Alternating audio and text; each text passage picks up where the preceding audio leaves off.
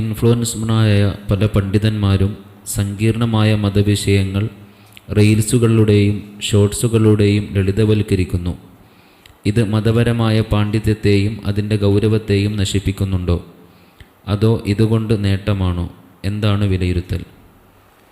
ഇൻഫ്ലുവൻസർമാർ ഷോർട്സുകൾ, റീൽസുകൾ എന്നൊക്കെ പറഞ്ഞ ഈ സോഷ്യൽ മീഡിയയുമായി ബന്ധപ്പെട്ട പദപ്രയോഗങ്ങളും സാങ്കേതിക പ്രയോഗങ്ങളൊന്നും എനിക്ക് പരിചയമില്ല.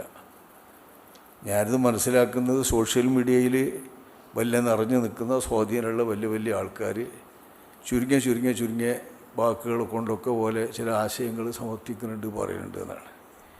ഓൽക്ക് പ്രേക്ഷകർക്കും ആസ്വാദകർക്കും അതിൻ്റെ ആൾക്കാർക്കും വരിക്കാർക്കുമൊക്കെ ഏറ്റവും ഇഷ്ടമുള്ള രീതിയിൽ 2 മിനിറ്റ് 3 മിനിറ്റൊക്കെ കേൾക്കാനല്ലേ ഇപ്പോൾ എല്ലാവരും കിട്ടുള്ളൂ.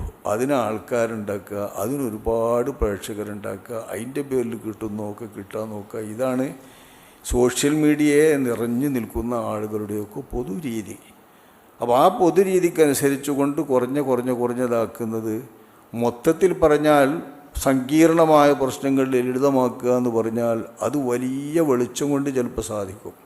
ഉദാഹരണമായി നല്ല ജ്ഞാനികളായിട്ടുള്ള ആരിഫീങ്ങളായിട്ടുള്ള മഹാജ്ഞാനികൾ അവരുടെ കൊച്ചു വാക്യങ്ങളിലൂടെ ഇസ്ലാമിൻ്റെ മഹാതത്വങ്ങൾ അവതരിപ്പിക്കാൻ അവർക്ക് സാധിക്കും. കൊച്ചു ഉദാഹരണങ്ങളിലൂടെ, കൊച്ചു വാക്യങ്ങളിലൂടെ.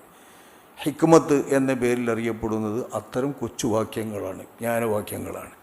ആ ജ്ഞാനമുത്തുകളെപ്പോലുള്ള മുത്തുകൾ അവരെ ഉദ്ധരിച്ചുകൊണ്ടോ അല്ലെങ്കിൽ പരിശ്രമിച്ചുകൊണ്ടോ അങ്ങനെ കൊച്ചു വാക്കുകളിൽ വലിയ സങ്കീർണ പ്രശ്നങ്ങൾ അവതരിപ്പിക്കാൻ കഴിയുന്നുണ്ടെങ്കിൽ അത് ഇക്കാലക്കാർക്കായാലും എക്കാലക്കാർക്കായാലും നല്ല സംഗതി തന്നെയാണ്. കാരണം കുറഞ്ഞ വാക്കുകൾ കൊണ്ട് കുറഞ്ഞ നേരം കൊണ്ട് കാര്യങ്ങൾ ധാരാളം നേടുക എന്നുള്ളത് ആളുകളൊക്കെ ഇഷ്ടപ്പെടുന്ന രീതിയാണ്, പ്രേക്ഷകർക്കൊക്കെ ഇഷ്ടകരമായ രീതിയാണ്. അത് ഇപ്പോഴത്തെ ഒരു പരിശ്രമിച്ചാലും പറ്റും.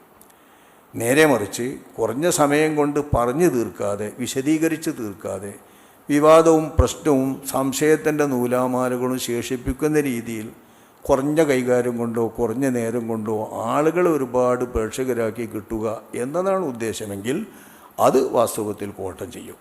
ഇല്ലെങ്കിൽ കുറഞ്ഞ സമയം കൊണ്ട് കുറഞ്ഞ കാര്യങ്ങളാക്കി ലളിതമാക്കി അവതരിപ്പിച്ച് നോക്കണമെങ്കിൽ വിഷയമൊന്നുമില്ല. വലിയ തത്വങ്ങളൊക്കെ സാധാരണക്കാരുടെ ഭാഷയിൽ ജനകീയമാക്കി കൊടുക്കുന്ന രാഷ്ട്രീയ നേതാക്കന്മാരുണ്ട്, വലിയ രാഷ്ട്രീയക്കാർ. അപ്പോൾ ആ രീതിയിലൊക്കെ മൂല്യന്മാരിലും വലിയ വിഷയങ്ങളൊക്കെ ചെറിയ വാക്കുകൾ കൊണ്ട് പറയാൻ കഴിയുന്ന ചില ആളുകളുണ്ട്. നമുക്കൊക്കെ പറയാൻ കഴിയുന്നതിലപ്പുറമായി വിശദീകരിക്കാനൊന്നും നിൽക്കാതെ കുറഞ്ഞ വാക്കുകൾ കൊണ്ട് സംശയരഹിതമായി കാര്യം പറയാൻ കഴിയുള്ള സിദ്ധിയുള്ള ആളുകൾ ചെറുപ്പക്കാരിലുമുണ്ട്. അത്തരം ചെറുപ്പക്കാർ വേണ്ട വിധത്തിലാണ് കൈകാര്യം ചെയ്യുന്നത്, സമ്പൂർണ്ണമായാണ് പറഞ്ഞു കൊടുക്കുന്നതെങ്കിലും മോശമൊന്നുമില്ല.